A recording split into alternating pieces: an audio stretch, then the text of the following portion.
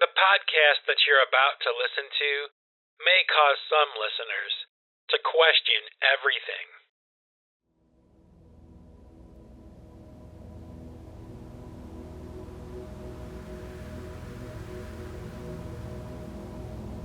Well, hey there, happy innovators. How are you guys all doing today, huh? How you doing?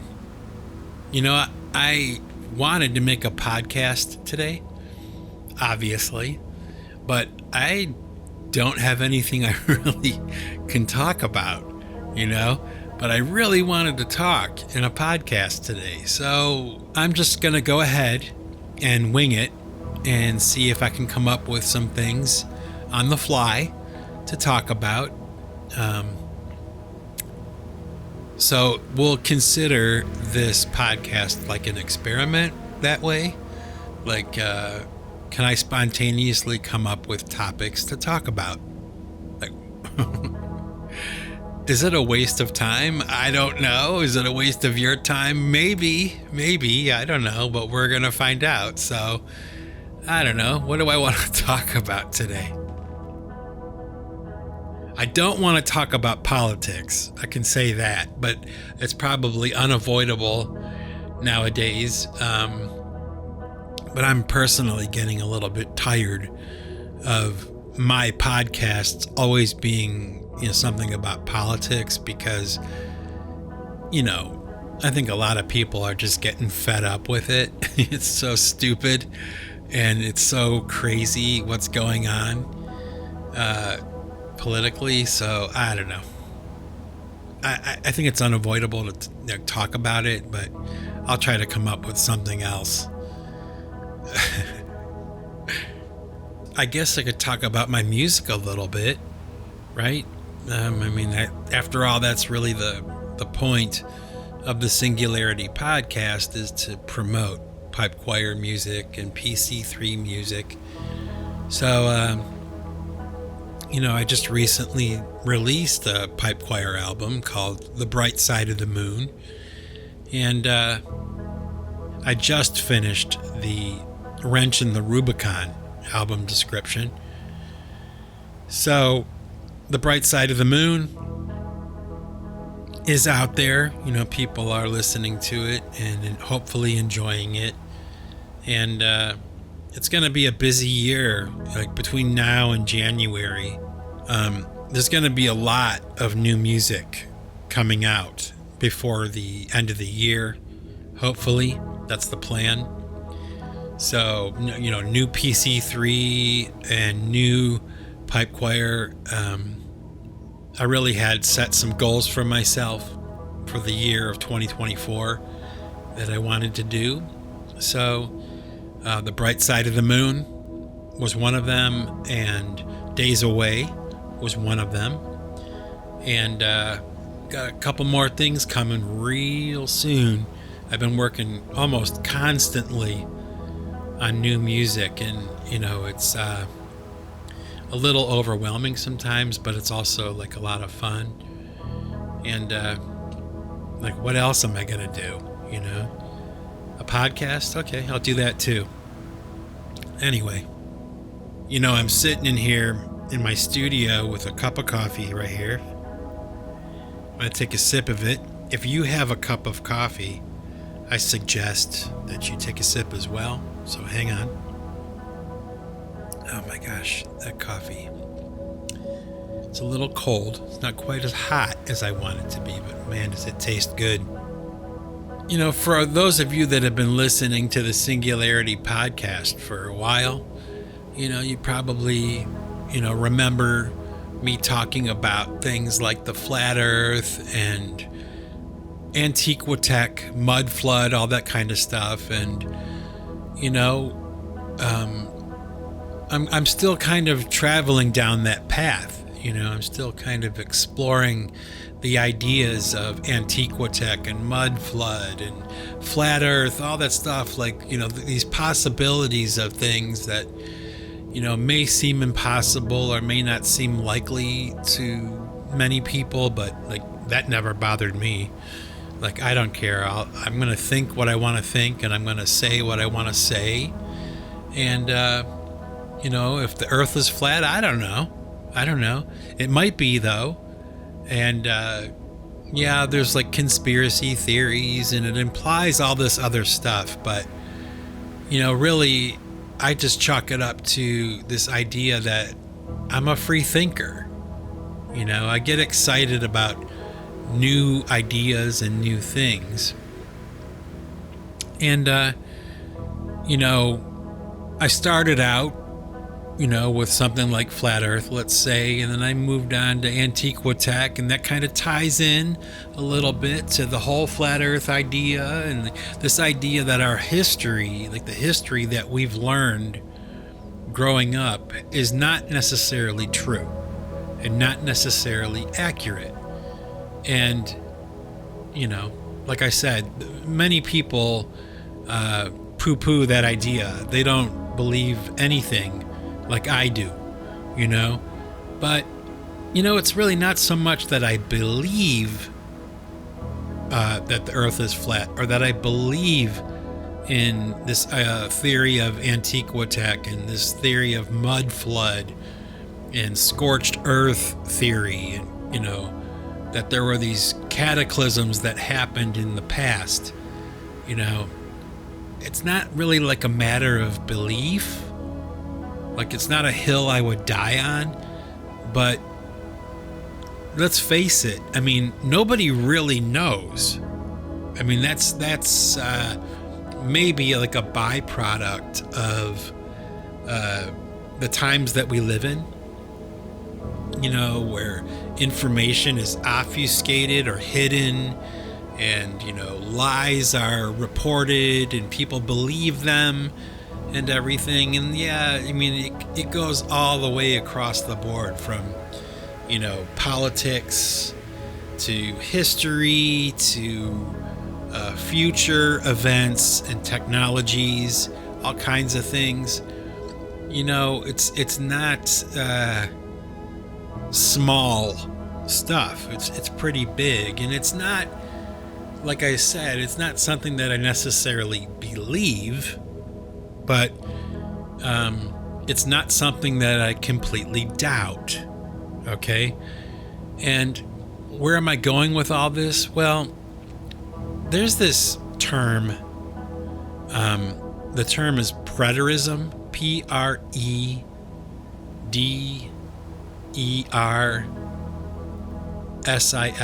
I think that's how it's spelled. Preterism. Preterist. And no, it's not some kind of sexual fetish or something. It's this idea, okay, for all of you Christians out there. Preterism is this idea that the second coming of Jesus Christ on earth may have already happened, okay? And that may sound really, really wild, especially to people who know the Bible and they've read the Bible and they know what it says. It kind of is a little bit challenging, and it's something that I've been exploring, kind of getting into a little bit. And I will admit that it's one of those things where it's like a game changer for my spirituality, like it really is a big thing, a big change, and a big concept. Like this idea that there was, already in the past, there was already a millennial reign of Jesus Christ, like he had prophesied he would have. Most Christians that are alive today are waiting still for the second coming of Christ to happen. But with this preterist belief idea, they're operating under the idea that Jesus has already come. His kingdom was already here, and we are in some other part altogether of the book of Revelation. Like we are like playing way past the second coming of Jesus now. And some of the ideas, and bear with me here, okay, because this is going to get a little wild, but a lot of the stuff that I'm researching and reading into, and the things that I'm learning, are kind of telling me that these buildings, these structures that I was calling antiquitech and all that, like the cathedrals that we see, these old buildings that are amazing architectural designs, like they may have served another purpose in the past, and now they're a cathedral, now they're a church, now they have ceremonies inside of them, but at one time those buildings may have been much more than we realized they were. Okay, and there's some evidence along those lines that's very plausible, and I won't get into all that now, but how this ties into this idea of preterism is the belief, anyway, is that it's possible, okay, it's possible that all these structures that I've been talking about for years now, okay, these buildings that are in every city all over the world, they're everywhere. Even in your hometown, whoever you are listening to this podcast, if you walk into your downtown area, no matter where you are, you can find these structures, these really old structures that are still there. They are rock solid. They may be very old, but they're there. They're usually like your city hall, or like a fire station, or a library, or a courthouse. These old buildings that we have been taught were built in the 1800s, or at the turn of the century, 1901 or something like that. But there are people out there who believe and are researching and have plausible evidence to prove that these structures are probably much older than we realize they are. And the preterist belief is that these buildings that we have, these buildings that we see, may possibly have been constructed during the millennial reign of Jesus Christ.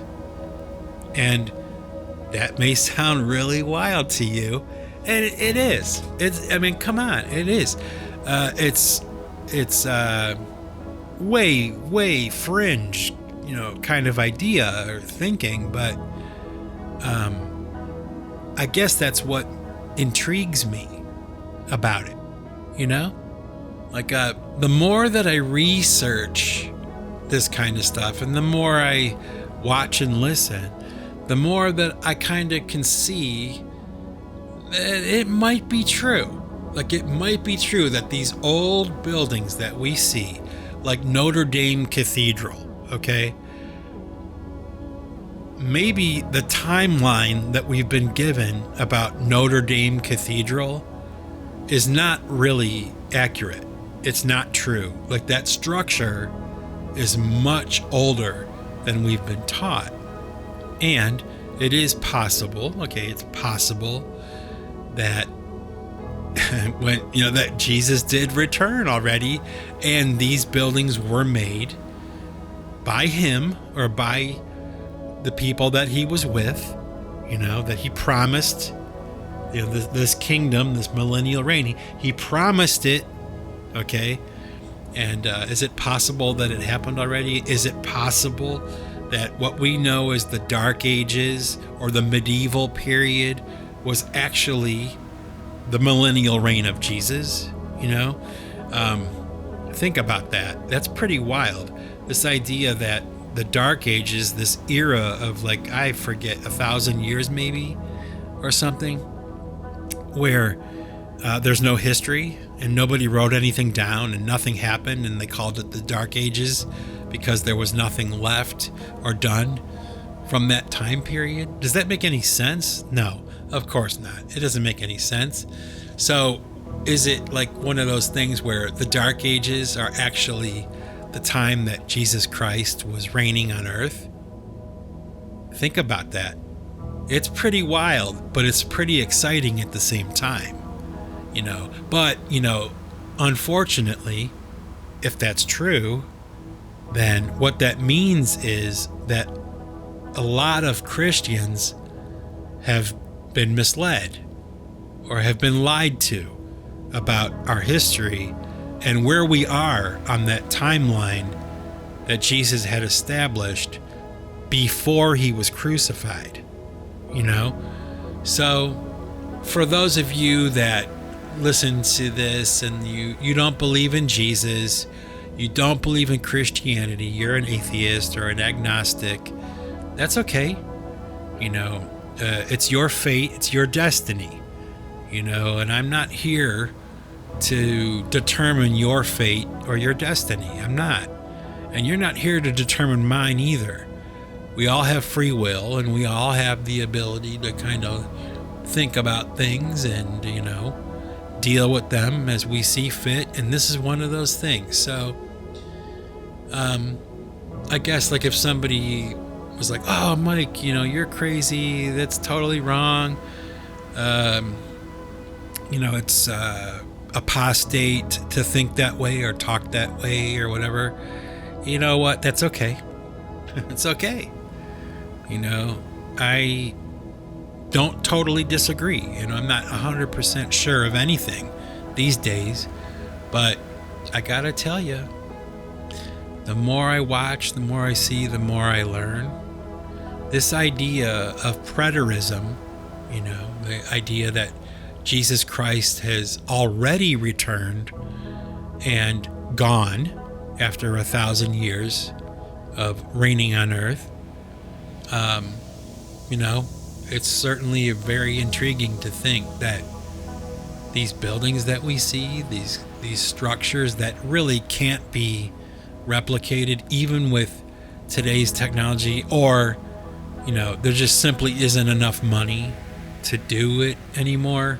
It's not cost effective or something to build a structure out of marble, from top to bottom, and have these intricate carved statues and pillars and slabs of marble that weigh 500 tons, and just all kinds of stuff. I mean, if you get into it, Google preterism or Google mud flood or Google Antiquitech or Google old world buildings, and you'll see, you'll get a cacophony of videos and articles and photographs and all this stuff that's pointing at these pretty obvious anomalies structurally. These buildings that are sitting in the middle of every city we have, and they're half buried.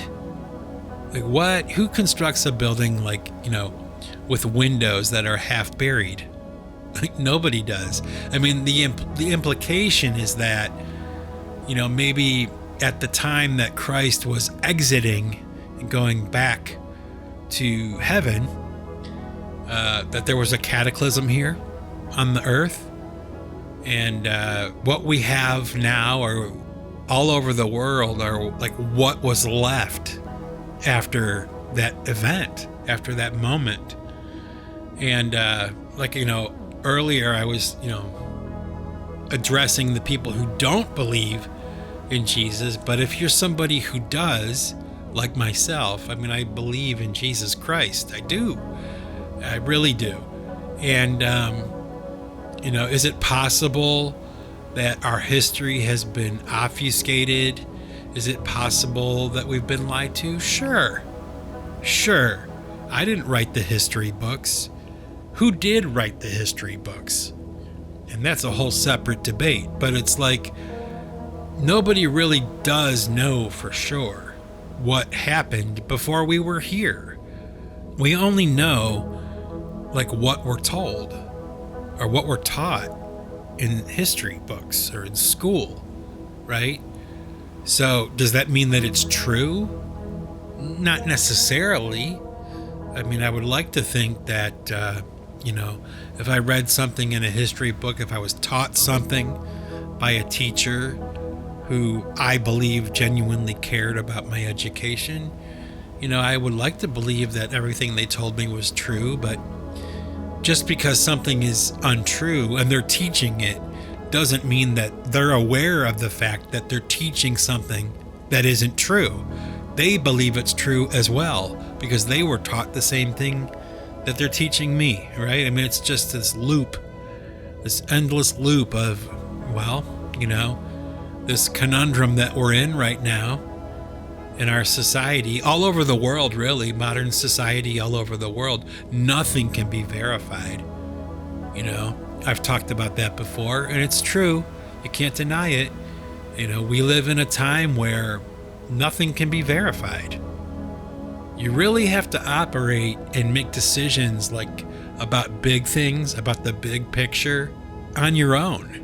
You have to discern and try to use wisdom to determine the truth and, what's really going on. And I'm certainly trying to do that. I would imagine you are as well. So, is it possible that all the stuff that we've learned growing up is, maybe not completely false, but, certainly not completely true either? Or is it possible that it's all wrong, completely wrong? Is that possible? Yes, that is possible. I can't say with any degree of certainty that everything that I was taught was the truth and was true, it actually happened, or was real history. I don't know. I was a kid in school. You know what I mean? I went to school like everybody else, and I learned like everybody else, and I was taught by teachers like everybody else. So I don't know. Think about it. It's pretty crazy, isn't it? You probably think I'm whacked out, and that's okay if you do. But I guarantee you that if you start looking up some of the stuff that I'm talking about in this podcast and in a few podcasts I've done in the past, you might be a little convinced yourself. You might have to start asking questions and scratching your head like I'm doing. I'm not sure. And, with that kind of uncertainty comes an ocean of issues that are just, that turns everything I've learned on top of its head. But, as troubling as that is, that, the idea of having to question everything that I was taught, at the same time, I have to admit that it's exhilarating a little bit.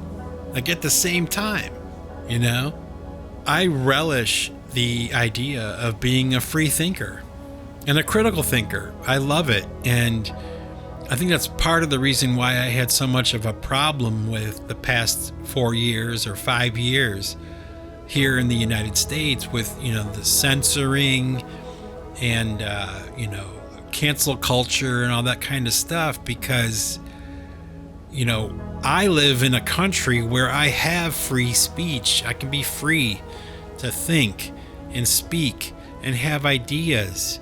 It doesn't have to be life or death, or it doesn't have to be black or white, or, it doesn't have to be any of that. It can just be fun and free, and why would anybody ever want it any other way? I don't know. That confuses me more than anything else.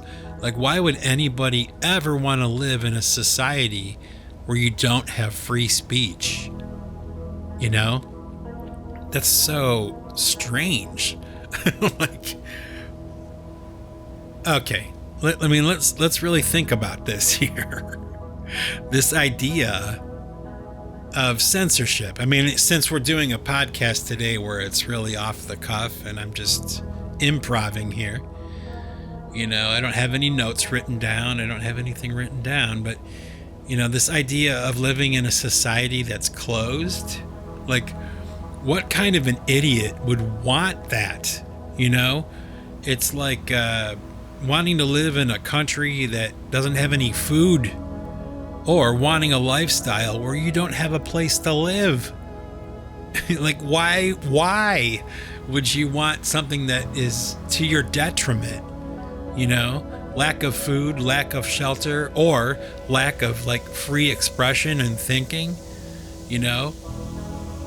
I almost want to tell those people that think that way, that are like, what, on board with the communism idea, you know? I almost want to tell them, like, we live in a country where you can be free and think freely. So, you know, if you want to be a communist, okay, be one. Have a nice life. It's your fate. It's your destiny. And I'm totally cool with that. And man, I'll tell you, I would die to defend your ability to think and feel the way you do. You know? But why would you want that? You know, anybody who would want something like that is clearly out of touch. I mean, like, come on. Living in a society where you can't say certain things or you can't do certain things because it's like offensive or something to somebody. Oh, come on, baby. I'm an artist, man. You know, I'm doing this thing. This is my life. This is my fate and my destiny. You know, I'm not going to have somebody censor my speech or something like that. I mean, there may be people who don't like what I say or whatever, and there may be people who do, but that's not going to change the fact of like whether I'm going to speak or think that way. You know, I'm not going to change my thinking because people don't like it. You know, why would anybody do that? We don't have to do that here in America. Like, if you want that kind of thing, there are plenty of other places to go all over the world where they don't have free speech and they can't express themselves without going to the slammer or something like that, or getting into trouble somehow, you know. But this country, America, is not one of those places. So if you want that kind of thing, like communism, or you want censored speech, you want lockdown society, you want that kind of thing, well, I don't. You know, I don't. And, you know, unfortunately, you know, we live in a time, I guess, according to what the news sources and everything that we see, that I see. Maybe it's like specifically my news feed, because like it can be that way now, where my news feed is different than yours. It's tailored to me and my likes and dislikes, and vice versa, like for you, right? Think about it. It's pretty amazing in a lot of ways, but it's also pretty worrisome, you know, that we live in a time like that. I mean, I find myself looking back like 5 years, 6 years, and I can't believe how much has changed. You know? Like, I can't be the only person who's thinking that way. I'm pretty sure of that, you know? And a lot of the changes that have happened over the past 5 or 6 years are not good, you know? But at the same time, you know, trying to be an optimist, there is some good. You know, I'm having a hard time thinking of it right now, but you probably agree with me on some level. You know, a lot of people, I think, see it, and a lot of people don't really talk about it, you know, probably because they're afraid, or, you know, they don't want to stand out, or they don't want to get into trouble, or they don't want to make enemies, or they don't, you know, whatever, you know. But that's stupid. That is stupid. And I don't know, that doesn't make any sense to me. Why anybody would ever want to live in a closed society, you know? I don't know. You know, my wife bought me this t-shirt that says, make 1984 fiction again. Oh, I love that shirt. I have a lot of cool t-shirts, actually. I should probably talk about that at some point. Maybe that's what I'm doing right now. But I know I have this pretty large collection of t-shirts that are pretty righteous and pretty funny. And that's my latest one. But think about that. Make 1984 fiction again. And the looks I get from people. It's so funny. Yeah, I can talk about this. Because it is an interesting social experiment, you know? Like, if you get a t-shirt that says something specific, especially if it's challenging, like in any way, about what's going on in the world or whatever, socially or whatever, if you buy a t-shirt that says something that's profound or funny or interesting, and then you go out into the public sphere with that shirt on or dressed that way, people notice it and people will react. So it's really kind of interesting, because the people who see my Make 1984, George Orwell fiction again, like the people who see it and they don't like it, they don't say anything. They just give me a look, of like total disgust, right?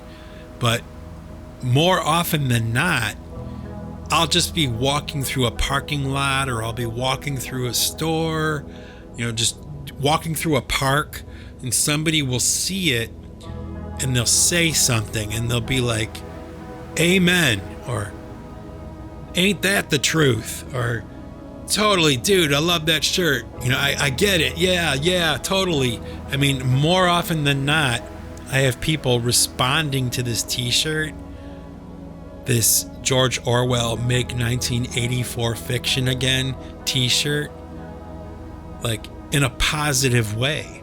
Like they agree, and it's quite interesting, really, as a social experiment, and I have a handful of, like I said, I have a pretty good sized collection of shirts that are like that, I mean, I wear t-shirts all the time, and if I see one that's funky or funny or whatever, I'll get it. You know what I mean? I like that. But that reminds me, now that I'm saying that, I should mention here, if I'm a good businessman, which I'm not, but if I'm trying to be one, I don't know how many of you noticed this or whatever, but, I've had requests in the past for t-shirts and merchandise and swag for Pipe Choir Records and Pipe Choir and the podcast and PC3 and all that stuff. So after, researching a lot, looking at a lot of different companies, my wife and I finally decided, settled on one, and we now have Pipe Choir t-shirts available, Singularity Podcast t-shirts and sweatshirts and hoodies and coffee mugs and all that, aprons, whatever, all kinds of stuff. So that's available now. We have a little store or whatever, like everybody else has done.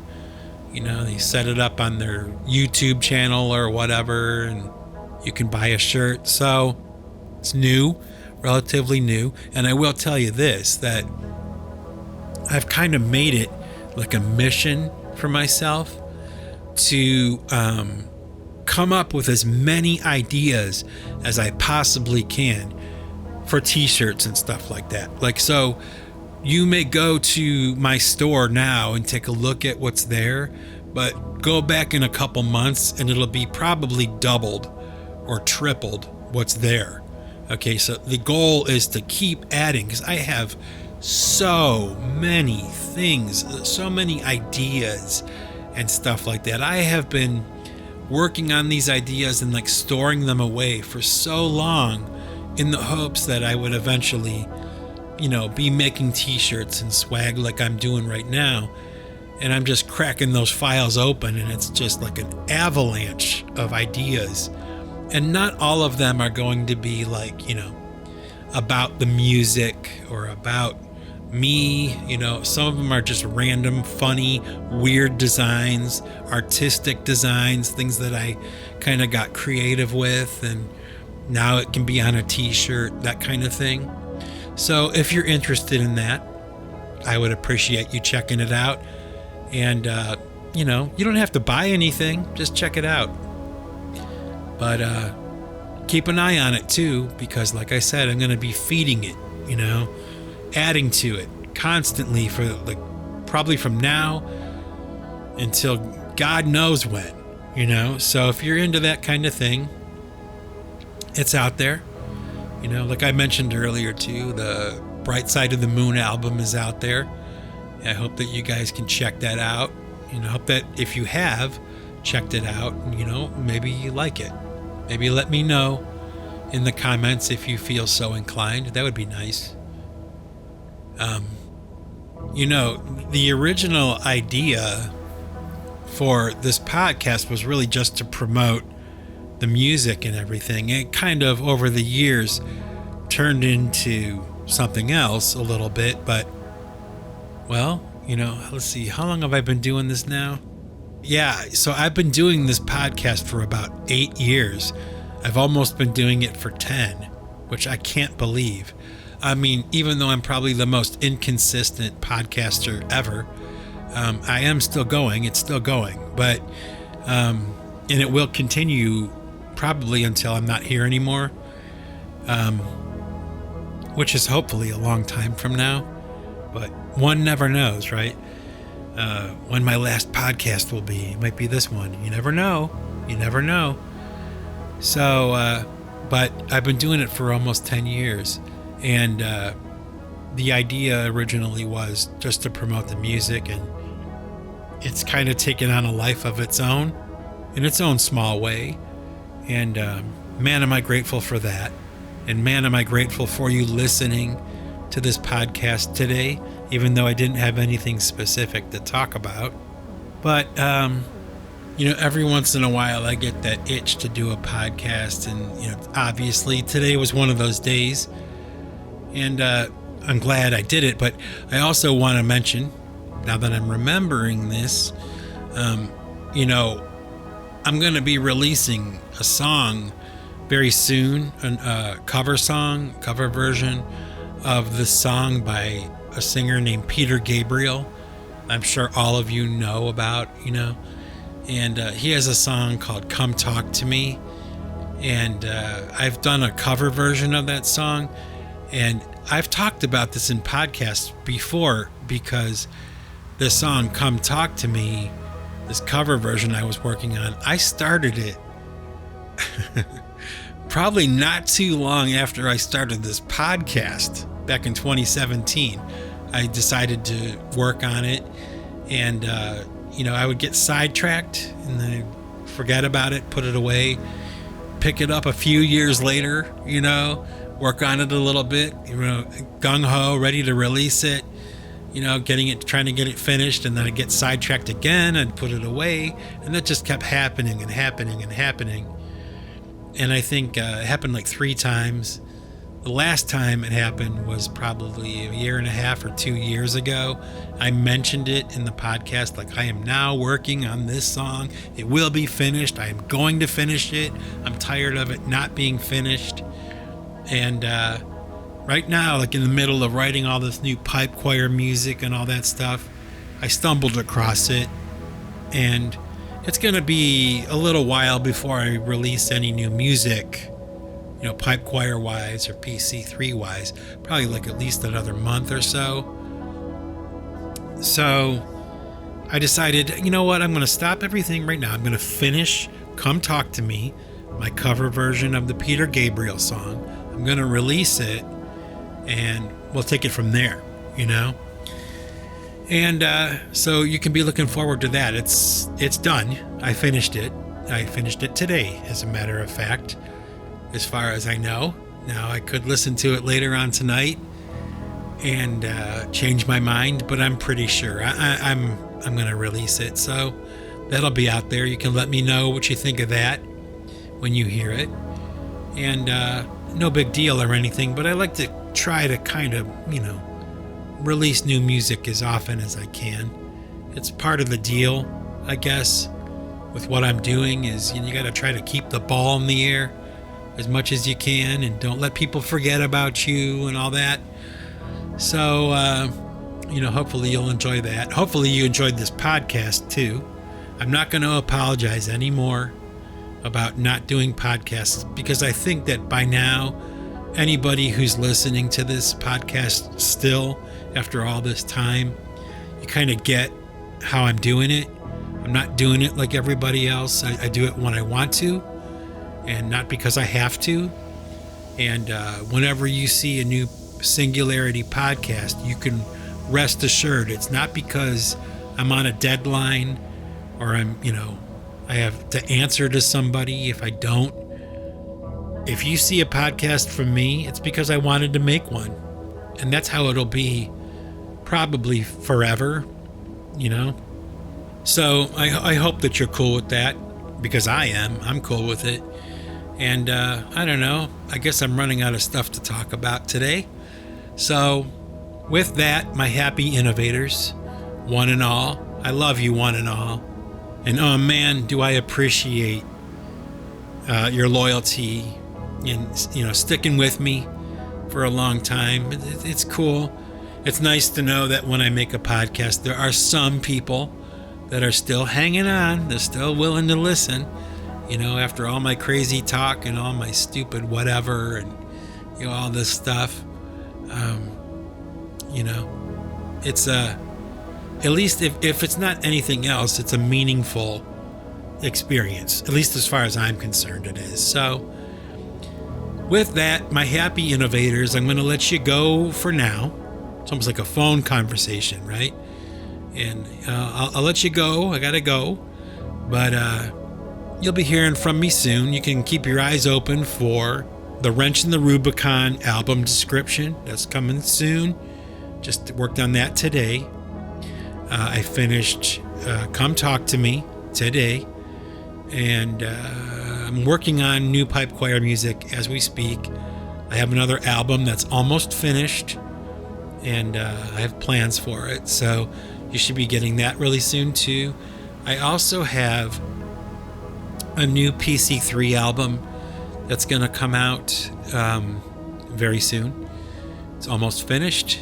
And so my happy innovators, take care of yourselves, have fun, be safe. And remember, folks, if you want to keep what you've got to give it away. Take it easy, everybody.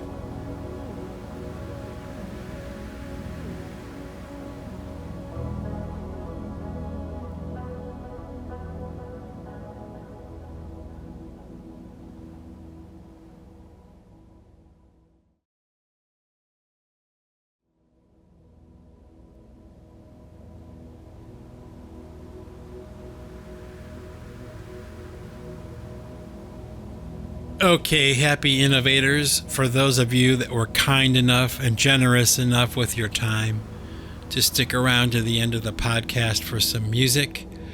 And today what I'm going to do is I'm going to share with you a song from the new pipe choir album, or the newest pipe choir album, The Bright Side of the Moon.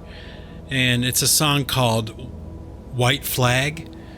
And I'm going to share it with you because my nephew has expressed to me that he likes this song a lot. And so here we go. I'm going to share it with you. A song called White Flag from The Bright Side of the Moon. Here we go. Take it easy, everybody.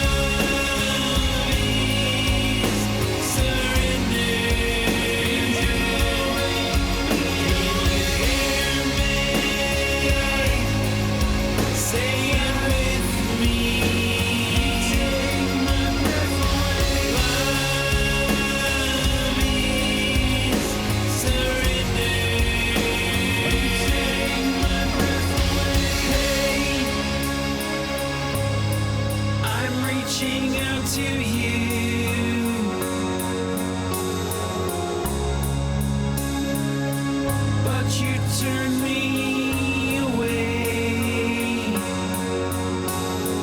I love you.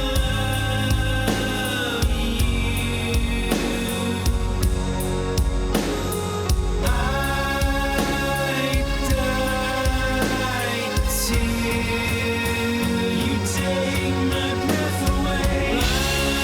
Love is surrender. You take my breath away. Love is surrender. Hear me, say it with me. Take my breath away. Love is surrender. Take my breath away. There's only one thing I need.